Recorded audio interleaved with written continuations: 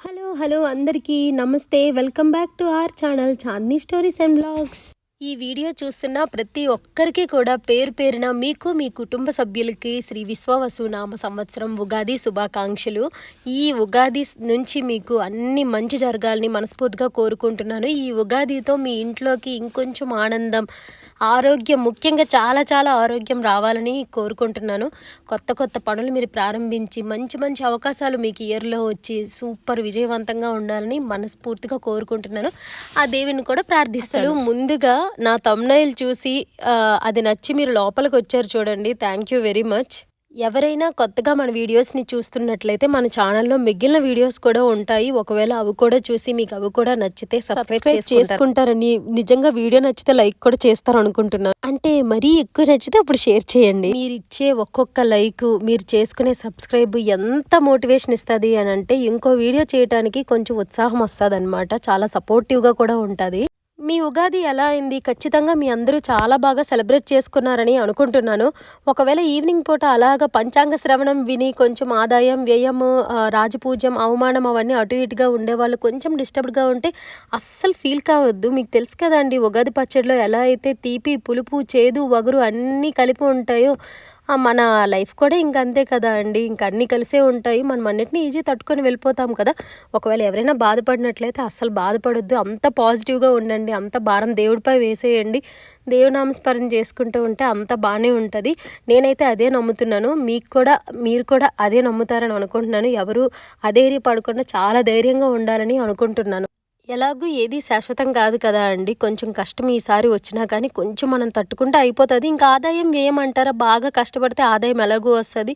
కొన్నిసార్లు ఖర్చులు ఉన్నా కానీ మళ్ళీ తర్వాత మనం దాన్ని క్లియర్ చేసుకోవచ్చు, ప్రాబ్లం ఏం లేదు. అసలు ఎవ్వరి జోలికి మనం పోకపోతే అసలు మనకి అవమానాలే రావు. ఇంకా గౌరవం అంటారా, మనం ఒకరికి గౌరవం ఇచ్చేటప్పుడు ఆటోమేటిక్గా మనకి కూడా మనుషులు గౌరవిస్తారు కదా అండి. సో అంతే, ఇంకేం లేదు. మీ అందరు కూడా చాలా పాజిటివ్గా ఇయర్ స్టార్ట్ చేయాలని నేనైతే కోరుకుంటున్నాను. వీలుంటే ఆ పాజిటివ్ని ఇంకొంతమందికి కూడా మీరు పంచుతారని కూడా అని అనుకుంటున్నాను. సరే అండి, ఇంక నా ఉగాదిలోకి వెళ్ళిపోతాము.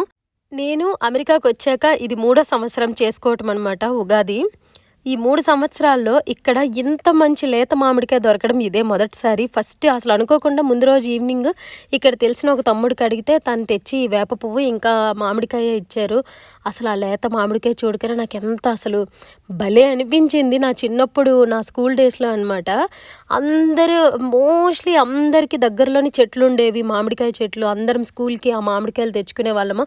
కట్ చేసాక వైట్ కలర్ జీడి వస్తుంది కదండి, జీడికి రాజు ఎవరు అని చెప్పి కొట్టుకోవడం అవన్నీ చేసేవాళ్ళం. నాకు ఫస్ట్ థాట్ ఆ జీడి చూడంగానే నేను ఒక్కసారి చైల్డ్హుడ్లోకి వెళ్ళిపోయాను అనమాట. అప్పట్లో స్నాక్స్ అని ఇవన్నీ మాకు అవి స్పెషల్గా ఏమి బాక్సులో పెట్టి పంపేవాళ్ళు కాదు స్కూల్లో. మేము ఇగో ఇలాంటి మామిడికాయలు అవి తీసుకెళ్తే దాంట్లో ఉప్పు కారం వేసుకొని తింటాం, అలాంటివి చేసేవాళ్ళం. అవన్నీ గుర్తెచ్చుకున్నాను. ఇలా నేనైతే మంచిగా ఉగాది పచ్చడిని అయితే తయారు చేస్తాను. మీకు తెలుసు కదా దాంట్లో ఏమేమి వేస్తారో. నేనేమేమి వేసానంటే మామిడి ముక్కలు వేసుకున్నాను, బెల్లం వేసాను, ఉప్పు వేసాను, మిరియాలు వేసుకున్నాను, కారం కూడా వేసుకోవచ్చు, చింతపండు పులుసు కూడా వేసాను, మెయిన్ వేప పువ్వు కూడా వేసానమాట. అంతే అండి. నా ప్రసాదం ఫస్ట్ అయితే చేసి దేవుడి దగ్గర పెట్టేశాను. మీకు ప్రతి సంవత్సరం వీడియోలో చెప్తున్నాను కదా అండి. ఉగాది రోజు మేము ఖచ్చితంగా పప్పుండ్రాలు చేసుకుంటాము. మా అత్తమ్మ చేస్తారు, మా అమ్మ కూడా చేస్తారు. అత్తమ్మ వాళ్ళకి ఉంది కనుక నేను కూడా ఇక్కడ చేస్తాను అనమాట పప్పుండ్రాలు పెసరపప్పుతో. అందుకే ఈసారి నేను కూడా ఇక్కడ ఫస్ట్ పప్పుండ్రాలు చేసి పెట్టేశాక నెక్స్ట్ ఇంకేం ప్రసాదం ఉన్నా కానీ మనము చేసుకొని మళ్ళీ పెట్టచ్చు అని ముందైతే ఆ ప్రసాదం ఉగాది పచ్చడి పెట్టంగానే ఆ పప్పుండ్రాలు చేసి పెట్టేస్తున్నాను అనమాట. మీకు ప్రతి సంవత్సరం చూపిస్తూనే ఉన్నాను కదా, అందుకే ఈసారి ఫాస్ట్గా చేసి పెట్టేస్తాను. మీరు మరి ఏంటైనా స్పెషల్స్ చేశారా? ఒకవేళ చేస్తే మీరు కూడా నాకు కామెంట్లో చెప్పండి, నేను కూడా చూస్తాను. ఓహో మీకు ఉన్నాయా ప్రసాదం అని నేను కూడా అనుకుంటాను. మాకు పూర్వం నుండి ఇవే ఉన్నాయన్నమాట, అందుకే మేము ఇది చేసుకుంటాము. ఇంకా మనం ఇప్పుడు ఏదైనా ఇంకొంచెం స్పెషల్గా చేసుకుందాం అనుకుంటాం కనుక నేను తర్వాత పులిహోర చేద్దాం అనుకుంటున్నాను. ఇక్కడ ఎప్పుడు కానీ కొబ్బరికాయ కొన్నా అండి దేవుడి దగ్గర పెట్టడానికి చాలా భయం వేస్తుంది అనమాట. ఎందుకంటే కొనేటప్పుడే ఎక్కడో ఓ చోట కండంలాగా లేదా పగిలిపోయినట్టు అలా అనిపిస్తుంటుంది. ఎంత మంచిది కొన్నా అవి ఏంటో ఆ స్మెల్ కూడా బాగా రావు. అందుకే నేను ఎప్పుడు దేవుడి దగ్గర కొట్టడానికి ప్రయత్నం చేయను. ఎందుకంటే అవి ఎలాగో పెద్ద బాగో అని తెలిసి ఇంక కట్ చేయలేం కదా. కానీ పప్పుండ్రాల్లో వేయటానికి అని చెప్పి ఈసారి కొంచెం మంచిదే దొరికింది అని చెప్పి చాలా ధైర్యంగా కొన్నాను అనమాట. కొనేసి పప్పుండ్రాల్లో వేస్తున్నాను. ఏం లేదండి. మీకిది తెలుసు కదా! ఒకవేళ తెలియపోనోళ్ళ కోసం చెప్తున్నాను. జస్ట్ పెసరపప్పుని మనము ఉడికించుకున్నాక బెల్లం అవేసి దాన్ని కొంచెం మరిగిస్తాము. దాంట్లో ఈ వరిపిండితో చేసిన ముద్దతో చేసిన ఉండ్రాలు కూడా వేసుకుంటామనమాట. చివర్లో మనం ఇట్లా ఇంకా కొబ్బరి ముక్కలు, ఆ యాలకులు వేసి ఉడికించేస్తామనమాట. చాలా టేస్ట్‌గా ఉంటది. దాంతో పాటు ఇప్పుడు నేను పులిహోర చేద్దాం అనుకుంటున్నాను. ఎలాగో ఉగాది పచ్చడి చేశా కదా అండి! ప్రసాదం పెట్టేశా కదా! ఇంకా మా వారికి కొంచెం ఇచ్చి నేను కూడా తింటున్నా అనమాట.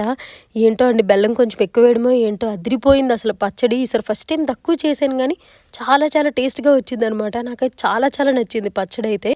ఫస్ట్ ఉగాది పచ్చడి, పప్పుండ్రాళ్ళు పెట్టేసి మనం తినేసాం కదా అండి! ఇంక అలాగే అక్కడే కూర్చొని ఇంక నెక్స్ట్ స్టార్ట్ చేద్దామని పులిహోర ప్రసాదం కూడా చేసి పెడతా అని చెప్పి ఇది చేసి పెట్టాక మెయిన్ ఉగాదికి మనం ఏం చేసినా చేయకపోయినా దేవుడికైతే ఇంకా మంచిగా మనము కోరికలు కోరటం కాదు కానియండి, దేవుడికి మనకి ఇంతవరకు ఇంకా అన్నీ చేసేది దేవుడే కనుక మనం మనస్ఫూర్తిగా దేవుడి నామస్మరణతో స్టార్ట్ చేస్తే బాగుంటుంది కదా అని చెప్పి కొన్ని లలితా సహస్రనామం ఇంకా విష్ణు సహస్రనామాలు ఇవి చదువుకుందాం అనుకుంటున్నాను. అందుకని పులిహోర తయారు చేసి దేవుడికి పెట్టేసి అవి చదువుకుందాం అనుకుంటున్నాను.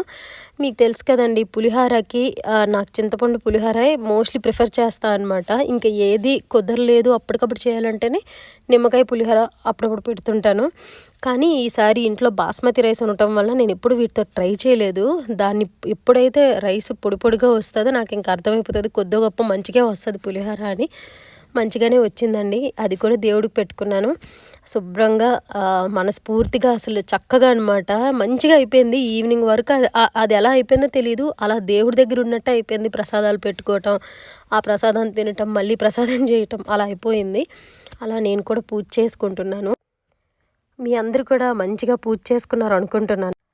తక్కువ టైంలోనే ఈసారి మీకు చూపిద్దాం అనుకుంటున్నాను. యాక్చువల్‌గా ప్రతి సంవత్సరం చూపిస్తున్నా కదా ఎందుకు అనుకున్నా కానీ ఈ ఇంటికొచ్చాక ఈ ఇంటికి రాకముందు మహాశివరాత్రి చేస్తాం కదండీ! ఇంటికి మనం కంప్లీట్‌గా షిఫ్ట్ అయ్యాక వచ్చిన మొదటి పండుగ. అది కూడా మన తెలుగువారి పండుగ. ఇది సింపుల్‌గానే చూపిద్దామని చూపించాను. మీకు ఇంతవరకు మీరు ఈ వీడియో చూస్తున్నారంటే థ్యాంక్ యూ సో మచ్ అండి. చివరిదాకా వీడియో చూసినందుకు. మంచి మంచి వీడియోస్‌తో నేను మళ్ళీ మీ ముందుకు వస్తాను. Thank you so much guys for your support. Bye bye. మళ్ళీ కలుద్దాం.